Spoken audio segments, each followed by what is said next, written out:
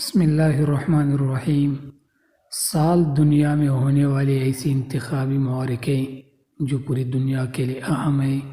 دنیا کے نصف سے زائد آبادی اگلے برس الیکشن کے لیے اپنے ووٹ کا حق استعمال کرے گی۔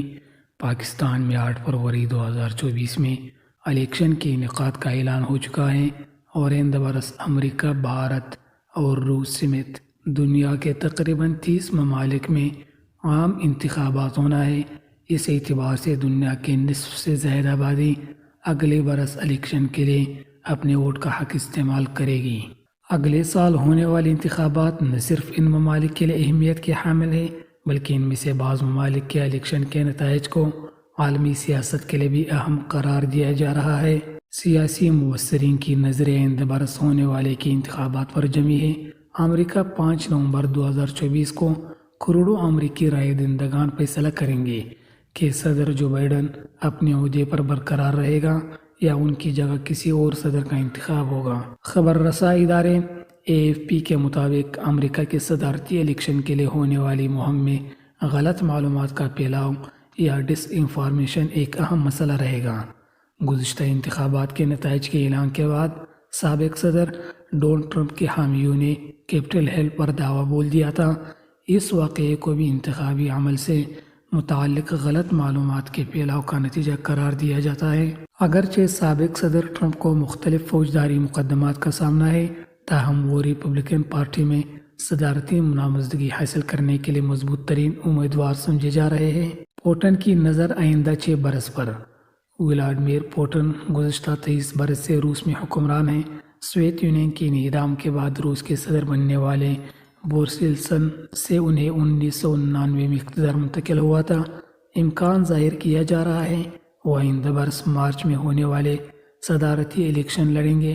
مبصرین کے مطابق سال 2020 میں انہوں نے آئین میں ایک ایسی ترمیم کرا لی تھی جس کی بنیاد پر وہ 2036 تک اقتدار میں رہ سکتے ہیں۔ اس ترمیم کے نتیجے میں وہ 6 برس کی 2 صدارتی مدت کے لیے الیکشن میں حصہ لے سکتے ہیں۔ اگر پوٹن ایسا کرنے میں کامیاب ہو جاتے ہیں تو وہ روس پر جوزف اسٹالن سے بھی طویل عرصے تک حکومت کرنے والے حکمران بن جائیں گے۔ مبصرین کے مطابق صدر پوٹن نے جس طرح یوکرین پر حملہ کے بعد ملک میں اختلافی آوازوں کو دبایا ہے تو اس کے پیش نظر یہ امکان کم ہے کہ اگر پوٹن متوقع طور پر الیکشن لڑنے کا فیصلہ کرتے ہیں تو کوئی ان کے مقابلے کے لیے انتخابی میدان میں اترے گا۔ روس میں ان کے دیرینہ سیاسی حریف الیکسی نوالی 1900 سال کی قید کاٹ رہے ہیں۔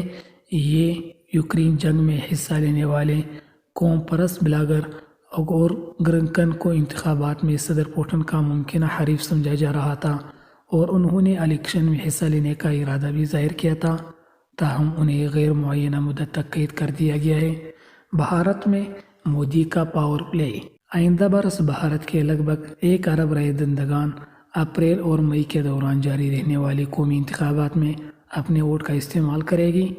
آبادی کے اعتبار سے دنیا کے سب سے بڑے ملک میں ہونے والے انتخابات کو دنیا کے سب سے بڑی انتخابی سرگرمی قرار دیا جاتا ہے۔ سال 2024 کے انتخابات میں وزیر اعظم نریندر مودی اور ان کی قوم پرست سیاسی جماعت بھارتیہ جنتا پارٹی BJP تیسری بار مرکزی حکومت حاصل کرنے کے لیے کوشاں ہوگی۔ مودی کا سیاسی کریئر اور کامیابی کو بھارت کے ہندوؤں سے حاصل ہونے والی حمایت کا مرہون منت قرار دیا جاتا ہے۔ ان کے ناقدین کا کہنا ہے کہ مودی نے ملک کی سب سے بڑی اقلیت مسلمانوں سے ہندوؤں کے اختلاف کو ہوا دے کر سیاسی کامیابی حاصل کی ہے۔ 5 ریاستوں میں اسمبلی انتخابات 2024 سے قبل مودی اور راہل گاندھی کی مقبولیت کا امتحان۔ نریندر مودی پر شہر آزادیوں کے خلاف اقدامات اور حقوق کے لیے کام کرنے والے مختلف کارکنوں پر کریک ڈاؤن کرنے جیسے الزامات بھی ہیں، تاہم ان کے حامی انہیں عالمی سٹیج پر بھارت کا مضبوط امیج پیش کرنے کا کریڈٹ دیتے ہیں۔ بھارت نے رواں برس اگست میں بغیر کسی انسان سوار مشن چاند پر بھیج کر ایسے کرنے والے دنیا کا 4تھا ملک بن گیا تھا۔ بھارت آئندہ برس چاند پر انسان اتارنے کے مشن کا بھی اعلان کر چکا ہے۔ آئندہ برس انتخابات میں بھارتیہ جنتا پارٹی کے مقابلے کے لیے بھارت کی 26 اپوزیشن پارٹیوں نے انڈیا کے نام سے اتحاد بنایا ہے۔ اس اتحاد میں انڈین نیشنل کانگریس نمایاں ترین سیاسی جماعت ہے، جبکہ بھارت کی ریاستوں اور خطوں میں سیاسی حمایت رکھنے والی جماعت بھی اسی کا حصہ ہے۔ سال 2024 جنوبی ایشیا میں انتخابات کے حوالے سے اس لیے بھی اہم ہے کہ اس میں خطے کے 4 ممالک بھارت، پاکستان، بنگلہ دیش اور سری لنکا میں انتخابات ہونے والے ہیں۔ یورپی یونین کے لیے آزمائش۔ یورپی اقوام کی پارلیمنٹ کے انتخابات کو دنیا میں مختلف ملکوں تک پھیلا سب سے بڑا انتخابی عمل کہا جاتا ہے۔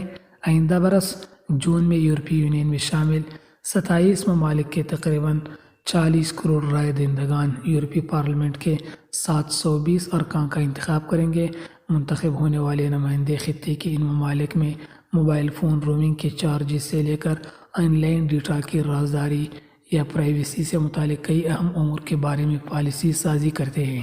گیٹ ووٹس کی کامیابی پر نیدرلینڈ کی مسلم کمیونٹی تشویش کا شکار۔ یورپی یونین کے آئندہ الیکشن ایسے وقت میں ہو رہے ہیں جب یورپ میں دائیں بازو کے نظریات کے حامل رہنماؤں اور جماعتوں کی مقبولیت میں اضافہ دیکھنے میں آیا ہے اور انہیں اپنے ممالک میں انتخابی کامیابیاں بھی حاصل ہوئی ہے۔ حال ہی میں نیدرلینڈز کے انتخابات میں اسلام مخالف اور یورپی یونین سے علیحدگی کے حامی گیرت وولڈ کی جماعت نے انتخابات میں بڑی کامیابی حاصل کی ہے۔ اسی طرح گزشتہ برس اٹلی میں بھی انتہائی دائیں بازو کی برادرز آف اٹلی پارٹی نے الیکشن جیتا تھا، جس کے بعد وہاں جورجیا میلونی کی حکومت قائم ہوئی تھی۔ گیرت وولڈز کی کامیابی پر فرانس کے انتہائی دائیں بازو سے تعلق رکھنے والے رہنما جورڈن بریڈیلا نے اپنی فیس بک پوسٹ پر لکھا تھا کہ جون میں بھی یہ جاری رکھے گئے۔ مبصرین کے مطابق یورپ میں دائیں بازو کی جماعتوں کو تارکین وطن، معیشت اور یوکرین جنگ سے متعلق موقف کی وجہ سے مقبولیت حاصل ہو رہی ہے۔ دائیں بازو کی بڑھتی ہوئی مقبولیت کی وجہ سے آئندہ انتخابات کو یورپی یونین کے لیے آزمائش قرار دیا جا رہا ہے۔ محترم ناظرین، اگر آپ کو ویڈیو اچھی لگی اور آپ ہمارے چینل پر نئے ہو تو چینل کو ضرور سبسکرائب کر دیجیے گا اور گھنٹی پر کلک کر کے آل کو پریس کریں، اور آخر میں ویڈیو کو لازماً لائک اور شیئر کریں، اور یہ بھی سنیں کہ کمنٹ باکس میں ضرور اللہ جل جلالہ اور محمد صلی اللہ علیہ وآلہ وسلم کے نام لکھیں۔